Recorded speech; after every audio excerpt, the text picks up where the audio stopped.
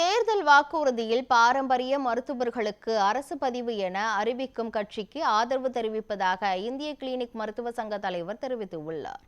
தலைமுறைகள் கடந்த மூலிகை அறிவின் மூலம் சிகிச்சை அளித்து வரும் பாரம்பரிய மருத்துவர்கள் பதிவு இல்லாததால் போலி மருத்துவர்கள் என கருதப்படுவதுடன் சட்ட நடவடிக்கைகளையும் சந்திக்க வேண்டிய நிலை உள்ளதாக கூறப்படுகிறது.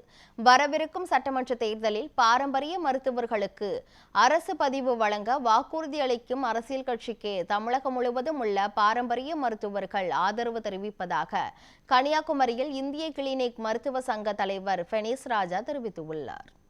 தமிழக அரசு முன்வந்து இந்த பாரம்பரிய மருத்துவர்களுக்கு உரிய பாதுகாப்பும் அங்கீகாரம் வழங்க வேண்டும். வரும் சட்டமன்ற தேர்தலில் எங்களுடைய கோரிக்கையை எந்த அரசியல் கட்சி ஏற்கிறதோ அவர்களுக்கு எங்களுடைய வாக்குகளை அளிப்போம். ஒட்டுமொத்த தமிழகத்தில் இருக்கும் பாரம்பரிய ஏறதாழ 50,000க்கு மேற்பட்ட பாரம்பரிய மருத்துவர்கள் இருக்கிறார்கள். அவர்களை குடும்பம் மொத்தம் 2 லட்சத்துக்கு மேற்பட்டவர்கள் வருவார்கள்.